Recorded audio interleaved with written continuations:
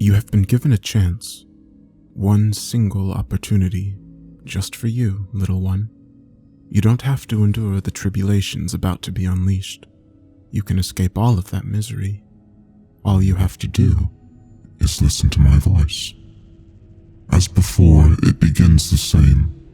A faint hum vibrates from the sky that tickles the back of your throat.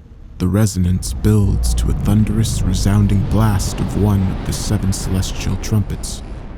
Each time that horrible sound is heard, it has heralded the start of another 3 years of suffering, each more horrifying than the last.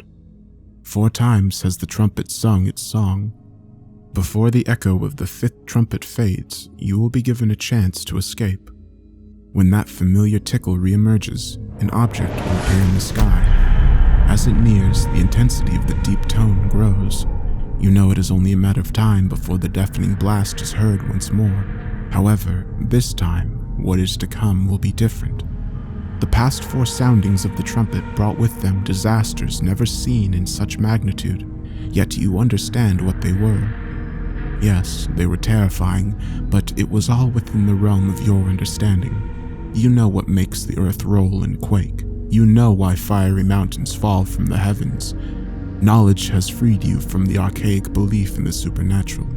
No longer does such nonsense deceive you into believing the displeasure of a god will call the hurricane, or a curse will summon the cyclone, or a hex will bring down the plague upon you. It is something different that approaches from above. It is an abomination. It is wormwood. The Hebrews called him Abaddon the Banished, and the Greek knew him as Apollyon the Destroyer. Life as you knew it is now over, for he holds the keys to the bottomless pit that has imprisoned his army since even before the words "Let there be light" were spoken. Do you remember the first time we spoke, little one? After the 2nd trumpet sounded, you were given a vision of the pools of Nakhura Seshera. If you were able to find the location of those sacred waters, go there now. 3 pools sit at the end of a T-shaped rock formation. As the moon peeks out from the horizon, its crimson light gives the waters the appearance of blood. The higher it rises in the sky, long shadows are cast. Upon the rock, the likeness and resemblance of a man outstretched upon the rocks will appear before you. Stand in the center of the 3 pools. Tread carefully, for you stand before the image of the sacrament laid upon his symbol. Each pool has a name: the pierced left hand, the pierced right hand, the pierced foot. Before you prepare to receive the blessings of the pierced abdomen, it requires you to be anointed with the ethereal spearhead that will now run you through. There is no outward wound, but blood is now seeping internally into the empty places within you. Your body has now become the 4th pool of sacrifice. When you collapse from the pain, ensure that you fall into one of the pools of water. If you fall onto dry earth, you will have missed your only chance to enter the portal, and you will lose the atonement. As punishment, your wounds will be healed, but you will live the remainder of your days marked as was Cain, hunted by both angel and demon. If successful, you will awaken in a dark, candlelit stone building, lined with pews ending at a great altar. You stand upon the place of worship where the crossroads meet. Behind you are 3 mirrors, very similar in orientation to the pools of water you recently stood before. Shake off the chill from your wet body and make haste, little one. Time moves differently here, and we must move quickly. Look to the altar. Do you see it? There, in the shadows, a figure is kneeling in the distance. Slowly and cautiously approach it. The creature is tall and hooded. It should be deep in prayer, whispering strange incantations. If it is not, do not come any closer. Only approach if it is in prayer. Do not interrupt. Any disruption will be considered a great offense, resulting in a painful death for you. Kneel in front of it. Bow your head. Do not make eye contact, and wait. Be patient, and make no mistake, it knows you are there. Once it has considered you and deemed you worthy, it will acknowledge your presence. However, if it decides you are not worthy, well, there isn't really much more that needs to be said now, is there? It will ask you, Why have you come before me? Quickly tell it. I seek passage over the bridge. It will take its time before answering. You lack the knowledge to accomplish such a deed. Be brave, little one. Once these words depart your lips, there is no turning back. The creature towers above you.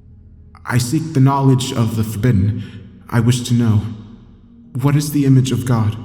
It will slowly lift its head. Close your eyes and shut them tight. You will hear its body creaking like breaking branches of a tree. It leans close, taking in your scent from the air.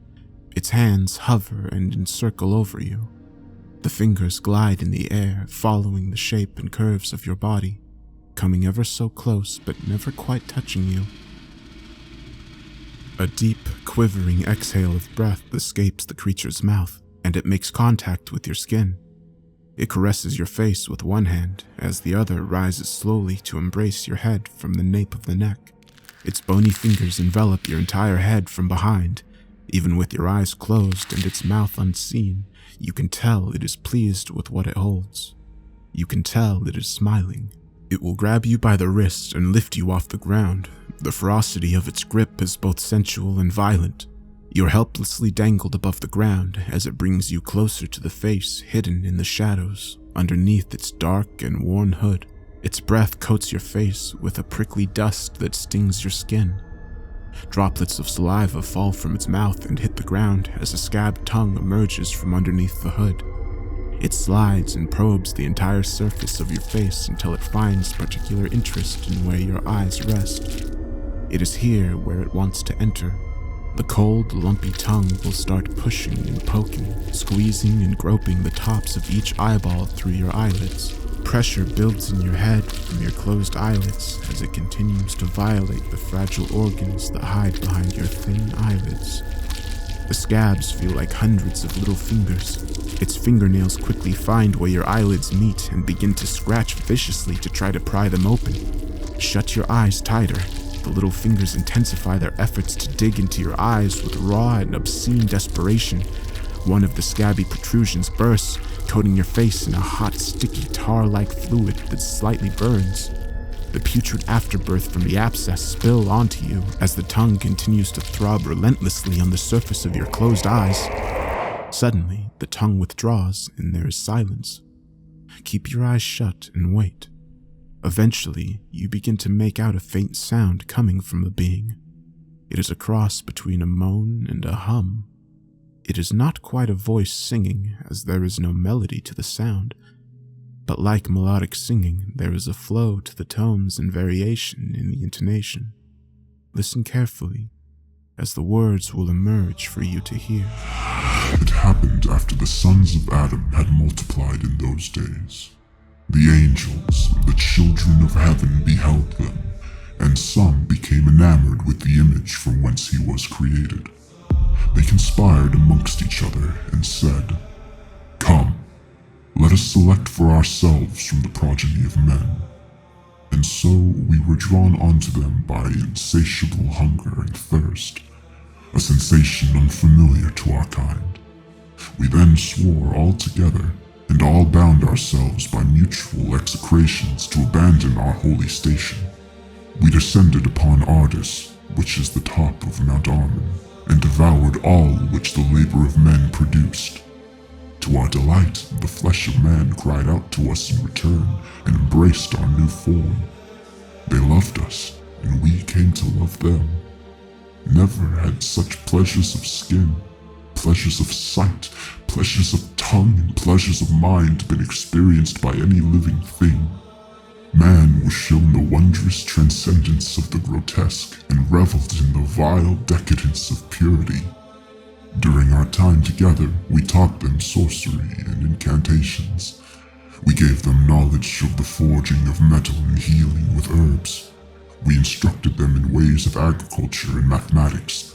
We revealed power so great it allowed them to command the atom from within the rocks of the mountain and from the water of the sea.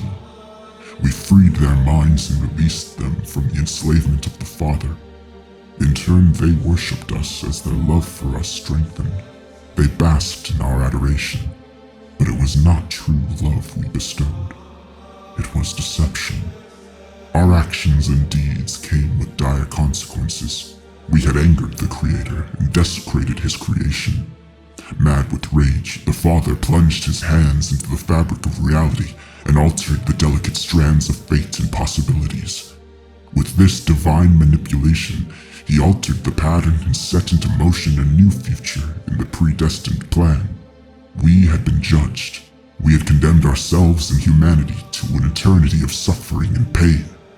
Our bodies would be scorched and burned until the end of time in a lake of fire and brimstone. However, all was not lost, for we had discovered the forbidden secret. Man, they were our true salvation.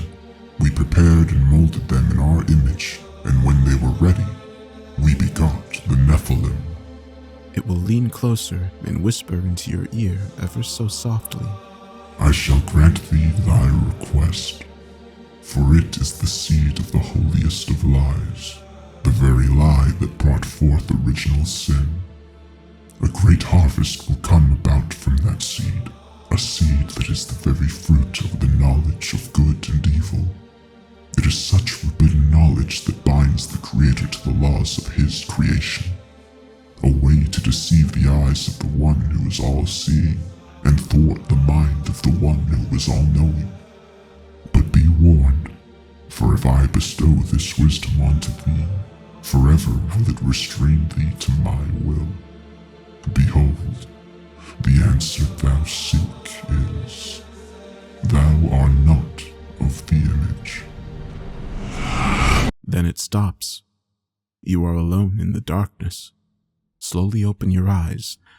I know you are scared, little one, but it is safe now. Get to your feet. The great altar has split open and revealed an entrance that allows you to proceed onward. The pain in your side must be getting worse by now. I can see a protrusion the size of an apple has formed on your side. You don't have much time. Enter the altar and move on. You enter a large opening with a dark ravine separating you and a structure containing stairs, leading up to what appears to be a temple.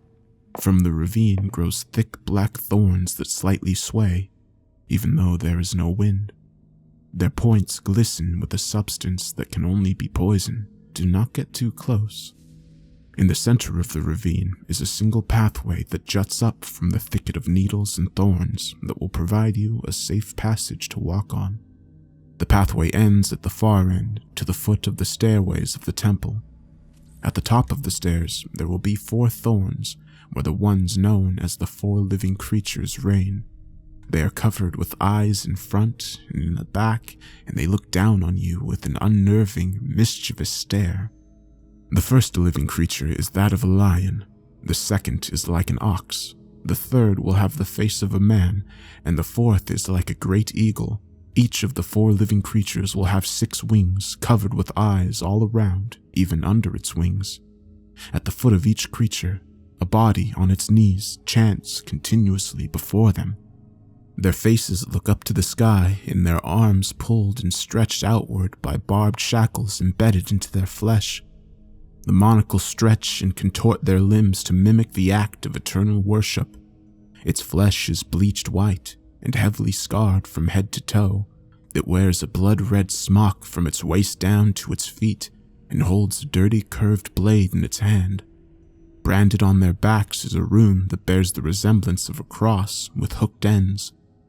Consider yourself fortunate they have their backs towards you. Consider yourself fortunate they have their backs toward you, and their mutilated faces are obscured from your view. They are the Bai-Ish. Cautiously move past them. The Bai-Ish were 4 men, great kings and leaders of the world. They ruled vast lands that ran red with innocent blood from every man, woman, and child who had the misfortune of being born into their kingdom. The 4 kings were like grown children, spoiled and naked, fighting each other, biting and gnawing at the teats of their great mother Earth, her face beaten and scratched from when they would feed so viciously. They knew only to gorge on her black milk that flowed from deep within her bosom. Their greed and decadence, their very existence offended all who could peer into your world. Their wicked lives were ended the day they were raptured and bound like statues within the walls of this great temple. They must now worship the 4 living creatures, as they once commanded others to worship them in life. They suffer now, as their kingdom suffered. For every son and daughter who found death from fighting the wars they created, their skin is blistered and torn, and their eyes are stung with the venom from the tails of 1,000 scorpions. But be warned, if they are awakened from their trance and given use of their limbs once again, one can be well assured they would not be too pleasant.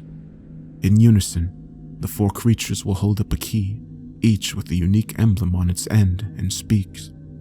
The first creature that looks like a lion will offer you its key and say, Acquiesce. The ox will offer you its key and say, Leviathan. The third creature with the face like a man offers its key and says, Clithridiate. Lastly, the creature that is like an eagle will offer you the final key and say, Sithrism. As the last key is presented, you hear brittle crackling, like autumn leaves from the movement of dead skin from behind you, followed by the loud clank of chains falling to the ground. Make your choice. Make it quickly. The Baish are beginning to stir. Once they see you, they will catch you, and they will kill you. Make your choice. You will know which one to choose, I promise. Take the key and run. Run faster. Run faster. They are coming. Their howls are high-pitched gurgles and hisses. The screeches build as they close the distance between you and them. The slices of their blades come closer and closer. The blood pouring out of your mouth and nose cannot slow you down. Run faster. Run faster. Do not stop until you reach the church of worship. Head straight for the dark glass you saw when you first awoke in the church. Do not slow down. Run head first into it. Crash into the mirror. Do not look back. Do not look back. Whatever you do, do not look back. You will awaken shortly. The pools of water are now dried up earth, cracked and barren. The moon should be at its peak height in the sky, covering the land in its red glow. In the distance of the plain, you should see a piercing shimmer of light. It is only temporary. As the moon loses its red shade, the beacon too begins to diminish in darkness. I am sorry you are in so much pain, dearest little one. It pains me to ask any more of you. Your body has so little left to give.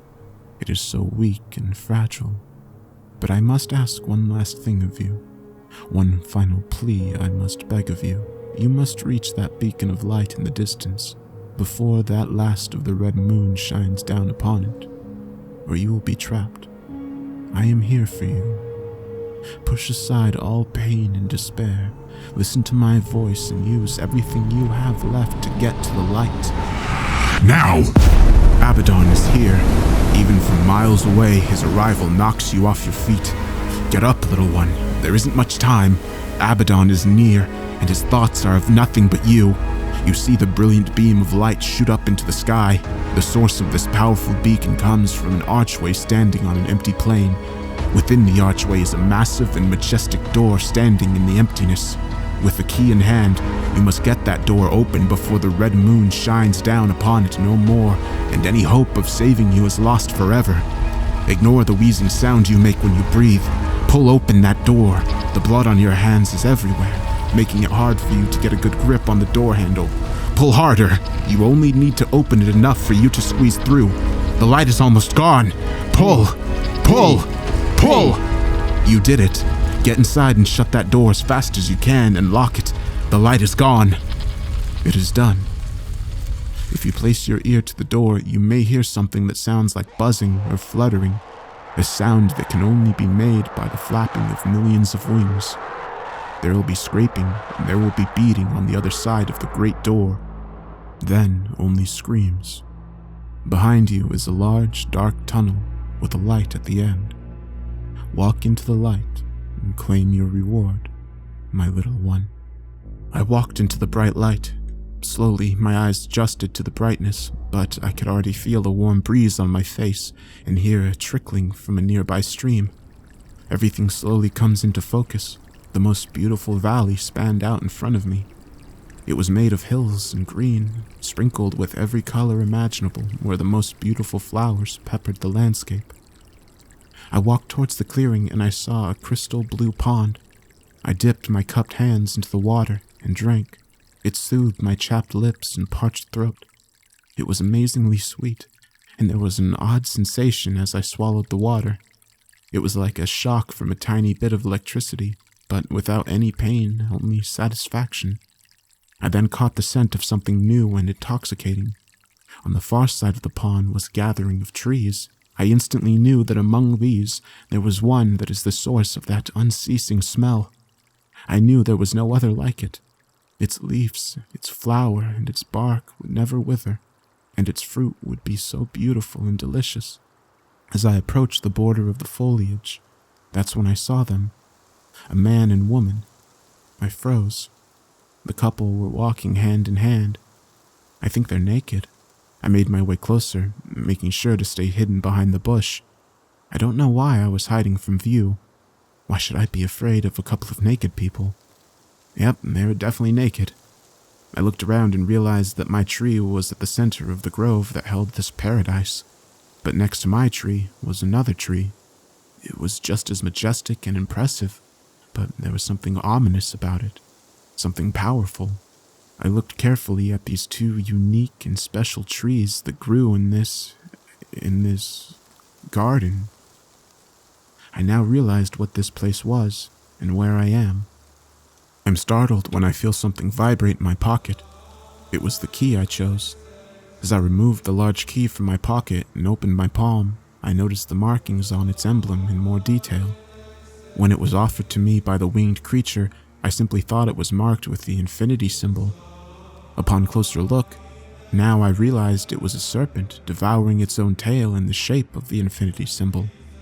My mind was unlocked. It was all so clear now. I knew my purpose. I knew why I was created.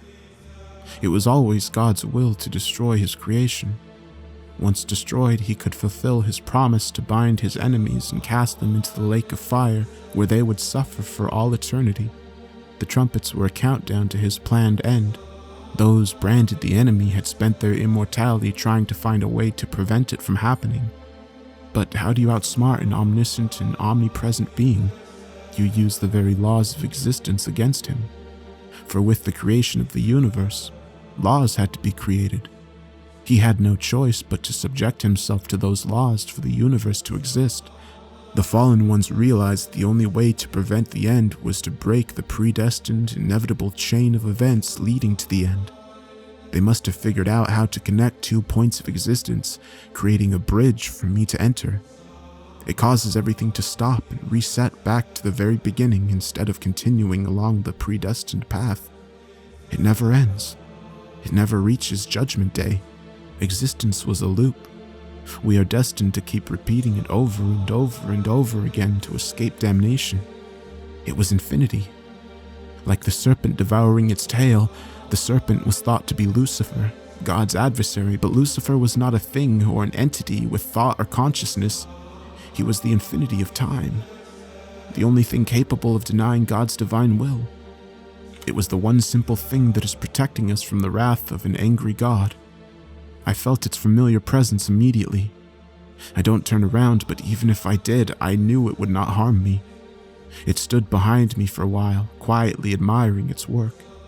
It gently placed a large and cold object in my hands before the fallen angel spoke the words that would be my final instructions. I looked down at the key, mesmerized by the shape of the serpent. It was so old and worn. The jewel that made up the serpent's eye twinkled in contrast to the bright red piece of fruit held in my other hand. I now understood. I had one more thing to do. I wondered how many times I have done this. How many times have I crossed the bridge and stood at this very spot? How many? Man was created in the image of God, but I am not of the image. I am the serpent.